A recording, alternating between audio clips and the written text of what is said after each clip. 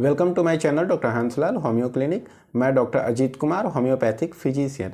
आज हम लोग जानेंगे साइनस को ठीक करने की कुछ होम्योपैथिक मेडिसिन के बारे में।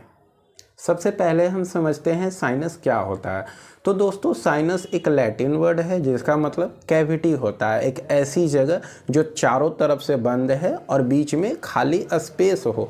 जैसे आप टेंट का एग्जांपल ले सकते हैं या फिर एक खाली रूम का एग्जांपल ले सकते हैं, जिसके जो चारों तरफ से बंद है लेकिन बीच में खाली स्पेस है, सिर्फ वहाँ पर एयर है। और ये जो साइनस होता है, एक खाली जो टेंट होता है उसके अंदर म्यूकस मेम्ब्रेन होता है जिससे म्यूकस निकलता है। म्यूकस का काम है कि वहाँ से जो साइनस है वहाँ से निकल करके नाक में आना और नाक को नमी प्रदान करना। नाक में हमेशा नमी बना हुआ रहता है, गीला रहता है। जैसे कि आप मान लीजिए, अगर आप श्वास लेते हैं तो बाहरी हवा में धूल, मिट्टी, प्रदूषण, पॉल्यूशन, धुआं सब कुछ है, तो ये डायरेक्ट लंग्स में चला जाएगा। इसलिए नेचुरली क्या होता है कि जब भी आप श्वास लेते हैं तो जो भी धूल, मिट्टी, कण है ये हमारे नाक में रह जाते हैं। अंदर जो जाती है वो फिल्ट्रेट होकर के हवा जाती है। तो ये म्यूकस, साइनस का काम है म्यूकस बना करके और उसको नोज के आसपास में नमी प्रदान करना।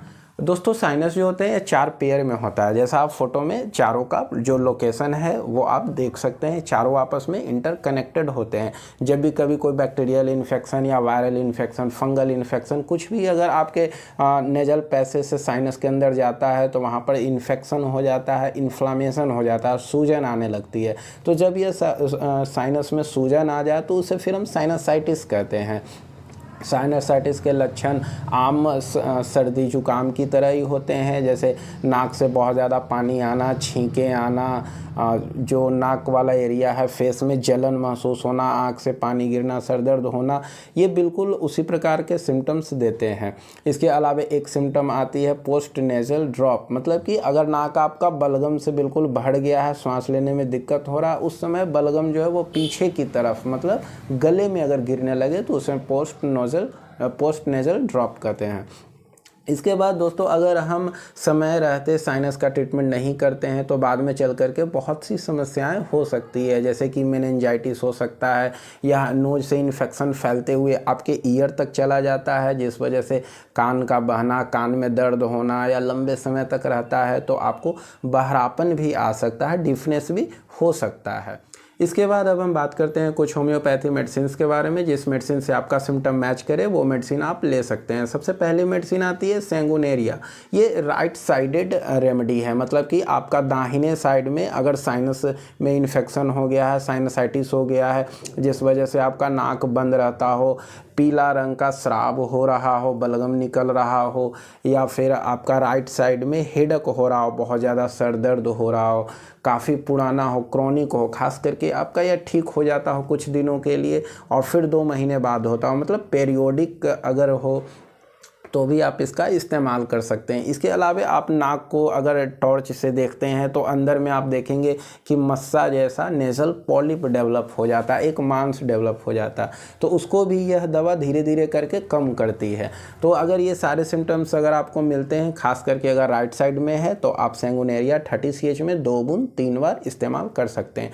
इसके बाद अगली दवा आती है आर्सेनिक एल्ब। आर्सेनिक 30 CH में 2 बूंद 3 बार इस्तेमाल किया जा सकता है। इसका सिम्टम्स है कि नाक से जो है एकदम पतला स्राव होता है, बिल्कुल पानी की तरह स्राव होना शुरू हो जाता है। इसके साथ साथ ऐसा लगता है कि बिल्कुल भरा हुआ है नाक, सांस लेने में दिक्कत होने लगता है, ऐसा महसूस होता है। इसके अलावा आप जब घर से बाहर निकलते हैं, ओपन एयर में जाते हैं तो आपकी समस्या और बढ़ जाती है, लेकिन जब आप बंद कमरे में रहते हैं, गर्म रूम में रहते हैं, तो आपका सिम्टम्स में काफ़ी आराम महसूस होता है। इसके साथ अगर बेचैनी होती हो या हर साल आपको पेरियोडिकली एवरी विंटर या हर साल एक निश्चित समय पे ही आपको साइनसाइटिस की समस्या होती हो, तो भी आप आर्सेनिक अल्ब 30 CH में 2 बूंद 3 बार ले सकते हैं। इसके बाद अगली दवा आती है बेलाडोना 30 CH में। इसका सिम्टम्स है दोस्तों कि आपका हेडक बहुत ज़्यादा होता है, और ये हेडक कैसा होता है, सडनली आता है, मतलब कि आप बिल्कुल ठीक है, सडनली आपका हेडक आया, वायोलेंट आया, बहुत ज़्यादा फ्रंटल एरिया में आपका दर्द हो रहा है और ये दर्द कुछ घंटे तक रहा, उसके बाद अपने आप चला गया। फिर 2 दिन बाद आया या 2 घंटे बाद आया दर्द, suddenly appear and suddenly disappear, अचानक आता है, अचानक दर्द चला जाता है, काफ़ी वायलेंट आता है, फेस बिल्कुल जो है आपका रेड रेड हो जाता है, या फिर नाक से ब्लड गिरता है, जो ब्लड गिरता है वो मिक्स होकर के गिरता है, ब्लड म्यूकस के साथ ब्लड मिक्स हो जाता है। तो इस सिम्टम में आप बेलाडोना 30 CH में 2 बूंद 3 बार ले सकते हैं। इसके बाद अगली दवा आती है ब्रायोनिया 30 CH में। ब्रायोनिया 30 CH 2 बूंद 3 बार, इसका भी इस्तेमाल कर सकते हैं। इसका सिम्टम्स है कि इसमें भी हेडक होता है, फ्रंटल हेडक, लेकिन यह हेडक जो है वो मूवमेंट से बढ़ता है, मतलब कि आप थोड़ा भी चलने की कोशिश करते हैं तो आपका यह दर्द बढ़ जाता है। इसके अलावा यहाँ पर जब आप देखते हैं तो यहाँ पे सूजन आ जाती है अंदर में, जब आप टॉर्च जलाकर देखेंगे तो हल्का यहाँ पे स्वेलिंग हुआ रहेगा, तो इस सूजन को कम करेगा। इसके अलावा यहाँ पे ऐसा आपको लगेगा जैसे अल्सर हो गया, छाला जैसा अंदर में पड़ गया, तो इसको ठीक करने के लिए आप ब्रायोनिया 30 CH में 2 बूंद 3 बार ले सकते हैं। इसके बाद अगली दवा आती है लेमनामाइनर 200 CH में।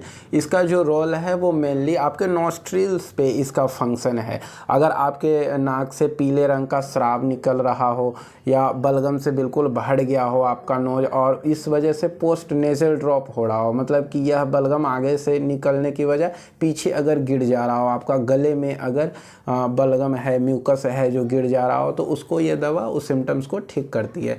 इसके अलावा एक इसका पिक्यूलियर सिम्टम है कि ये आपके राइट साइड में नोस्ट्रिल से दर्द बढ़ते हुए आपके ईयर तक चला जाता है। ऐसा लगता है जैसे एक धागे की तरह जो है वो दर्द फैल रहा है राइट साइड में, नोस्ट्रिल टू ईयर। लेकिन अगर मान लीजिए थ्रोट टू ईयर अगर दर्द जाती हो तो उसके लिए अलग दवा आती है फाइटोलग का। अगर नोस्ट्रिल से ईयर जाए तो आपको दवा यूज़ करना चाहिए लेमनामाइनर।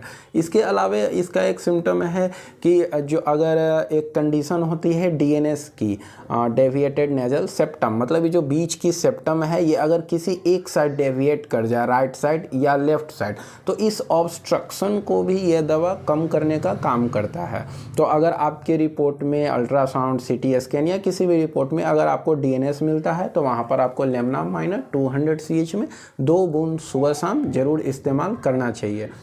इसके बाद अब हम बात करते हैं कि जिन लोगों को अभी कुछ समय से साइनस की समस्या हुई है, जैसे विंटर के सीजन में, ठंडी के समय में हम लोग देखते हैं कि 10 पेशेंट आते हैं तो उसमें लगभग 4 से 5 लोगों की साइनस की समस्या होती ही है। तो उन लोगों को आवश्यक है कि जो मैंने इस वीडियो में मेडिसिन बताया, इस मेडिसिन का इस्तेमाल 15 से 1 महीना करते हैं, उनका बिल्कुल ठीक हो जाएगा।